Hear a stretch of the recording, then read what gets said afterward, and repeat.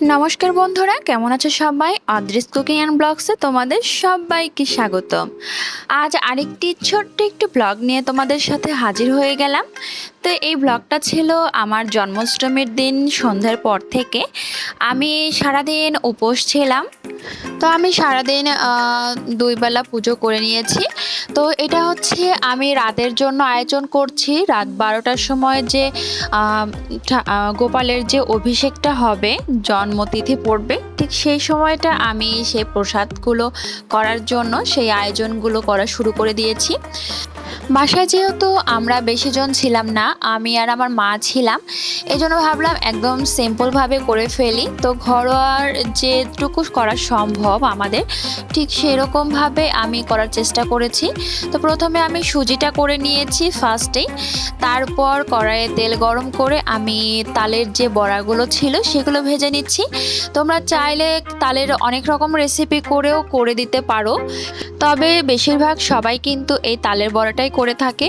তো রীতিমতো আমিও তালের বড়াটা করে নিলাম। তো দেখো কত সুন্দরভাবে আমি তালের বড়াটা করে ফেলছি। আসলে তালের বড়াটা অনেকটাই বড় বড় হয়েছিল, আর প্রসাদ হিসেবে দিতে পেরে আসলে খুব ভালো লাগছিল। কারণ ভাবছিলাম যে ঢাকা শহরে তো তেমন একটা তাল পাওয়া যায় না। তো অনেকটা রাত হয়ে গেছিলো, যেদিন আমি পুজো করব সেদিনই কিন্তু বাজারটা করে নিয়ে আসি আমি। তো ভাবছিলাম হয়তো পাবো কি পাবো না, তো লাস্ট পর্যায়ে কিন্তু এই তালটা পেয়ে গিয়েছিলাম। তো ভাবলাম এটা দিয়ে করে ফেলি। ছোট্ট একটা তাল পেয়েছিলাম, তো মাত্র যে কটা করেছি কিন্তু এইটুকুই হয়েছে, তার বেশি হয়নি। তারপরেও ভাবলাম যে ভাগ্যেরও কিছু দরকার আছে, তো পেয়ে গেলাম ঠাকুরের জন্য। তো ঝটপট এই তালের বড়াগুলো করে ফেললাম। দেখো কত সুন্দর লাগছিল, আসলে ঠাকুরের প্রসাদ হিসেবে দিতে পারবো। আর খুব আনন্দ লাগে সারাদিন এই যে উপোস থেকে যে রান্নাবান্নাগুলো করতে হয়। আসলে পুজোর জন্য যদি করা হয় না, আসলে অত খারাপ লাগে না, খুব আনন্দের সহকারে কিন্তু পুজোর আয়োজন করে ফেলা যায়। তো আসলে কি বলবো, যে অনেকজন একসঙ্গে যদি থাকে তাহলে তো আরও বেশি মজা হয়। তাহলে হয় কি যে সবাই মিলেমিশে কাজ ভাগ করে করার আনন্দটাই আলাদা থাকে। এই জন্য কোন দিক দিয়ে যে কাজগুলো শেষ হয়ে যায় সেটা বোঝাই যায় না। তো যাই হোক, দেখো তালের বড়াগুলো আমি করে ফেললাম। তো বেশ বড় হয়েছিল তালের বড়াগুলো, আর অনেক সফট হয়েছিল। ঠাকুরের জন্য যেহেতু প্রসাদ, সেহেতু কিন্তু প্রত্যেকটার খাবারই মানে প্রসাদের খাবারগুলো অনেক সুন্দর হয়েছিল।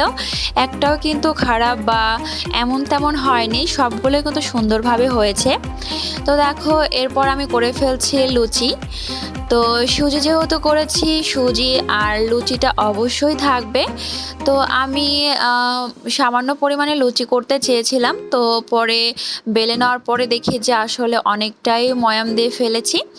তো যাই হোক, তো উপোস থেকে তো অবশ্যই অনেকটা ক্ষুধা লাগে, তো সেভাবে নষ্ট হবে না। তো দেখো আমি ফুলকো ফুলকো কয়েকটা লুচি ভেজে নিয়েছিলাম। তো লুচিগুলো ভাজার সময় আসলেই মনটা ভালো হয়ে যাচ্ছিল। একটাও কিন্তু মানে ফোলা ছাড়া কিন্তু মানে চ্যাপ্টা বা অন্যরকম কিছুই হয়নি। প্রত্যেকটা লুচি কিন্তু অসম্ভব সুন্দরভাবে কিন্তু ফুলেছিল।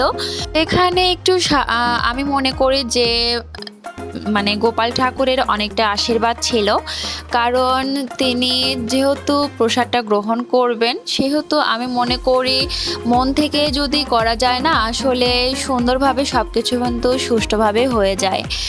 তো যাই হোক, প্রত্যেকটা লুচি যখন ফুলছিল, আসলে কোথায় আমি যে উপোস করেছিলাম, নির্জলা উপবাস, কখনোই কিন্তু এটা মনে হচ্ছিল না যে আমি উপোস করেছিলাম। খুব আনন্দের সহিত সেগুলো করছিলাম, খুবই ভালো লাগছিল। আর লুচিগুলো ফোলা দেখে তো আরও বেশি ভালো লাগছিল। তো খুব আনন্দ লাগছিল, এই জন্য তোমাদের সাথে একটু শেয়ার করলাম এইটুকু। তো যাই হোক, আমার অনেকটাই করা হয়ে গেছে। দেখো এপাশে কিন্তু আমার সুজি করে নামিয়ে নিয়েছি এবং ঠান্ডা হচ্ছে। আমি কিন্তু একবারে লুচি শেষ করে কিন্তু আমি পুজোর এখানে নেব।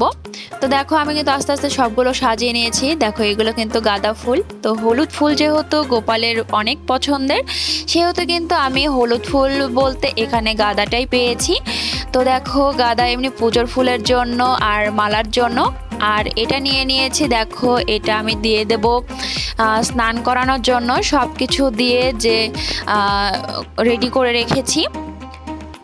তো এখানে দেখো এই যে সুজি টুজি সব কিছু নিয়ে নিয়েছি। এখনও আমি পুজো করিনি, যেহেতু এখনও সময় হয়নি, সেহেতু আমি সব কিছু অ্যারেঞ্জ করে রেখে দিয়েছি।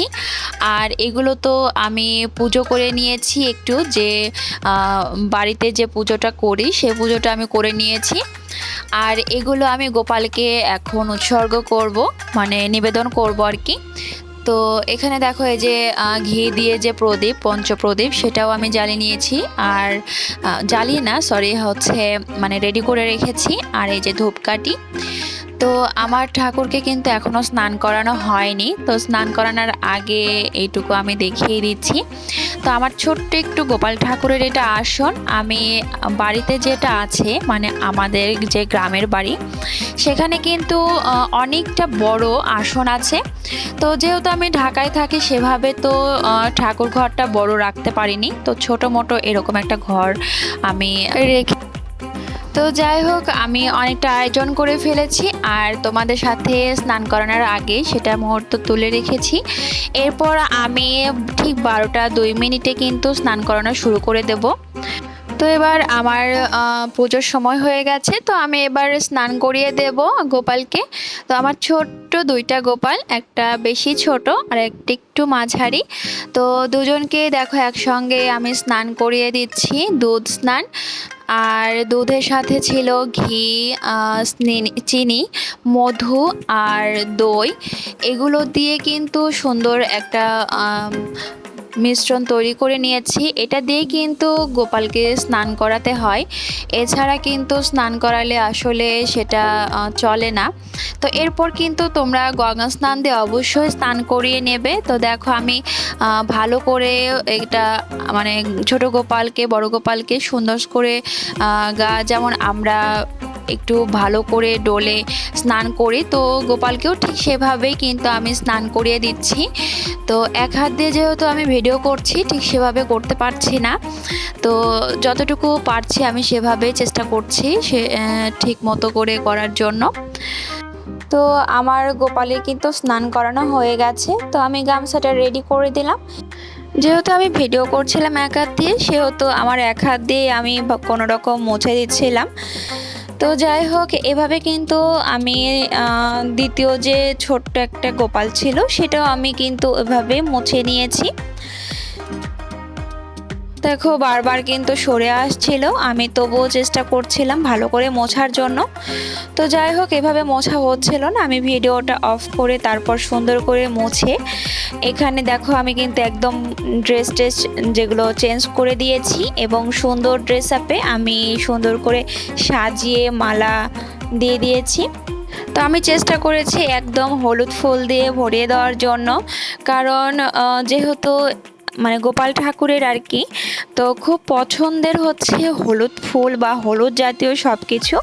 তো সেহেতু আমি দেখো মালা গেঁথে নিয়েছিলাম, সুন্দর করে সাজিয়ে নিয়েছি।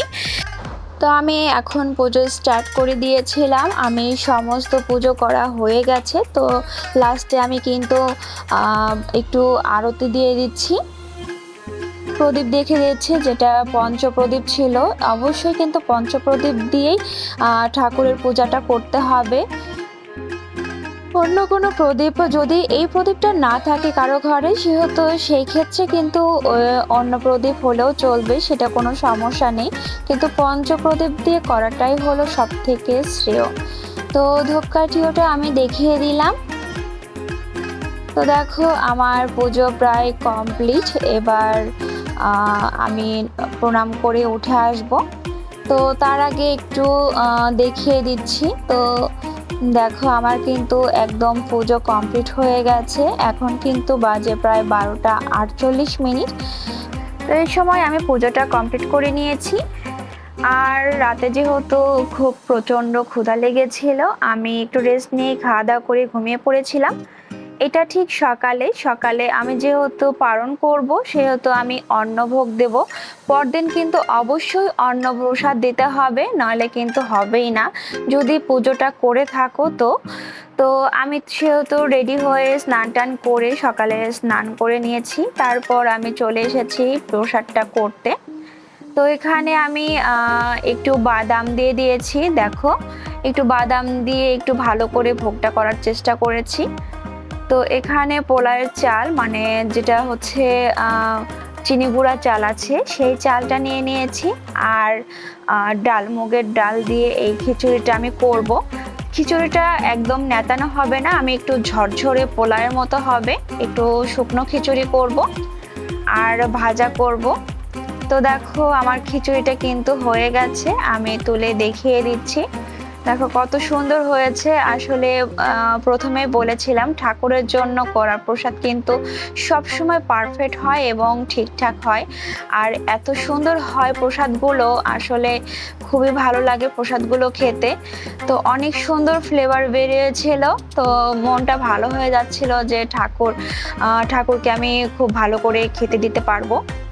তো এর মধ্যে কিন্তু আমি 5 রকমের ভাজা আর নিরামিষ যে সবজি তরকারিটা ছিল সেটাও করে নিয়েছি। তো এবার আমি তাড়াতাড়ি করে পুজোটা সেরে নিচ্ছি। তো আমার পুজোটাও কিন্তু করা কমপ্লিট, লাস্টে কিন্তু আমি প্রদীপটা দেখিয়ে দিচ্ছি। তো তো আমি প্রতি বছরই কিন্তু এই জন্মাষ্টমী আর রাধাষ্টমীটা করে থাকি।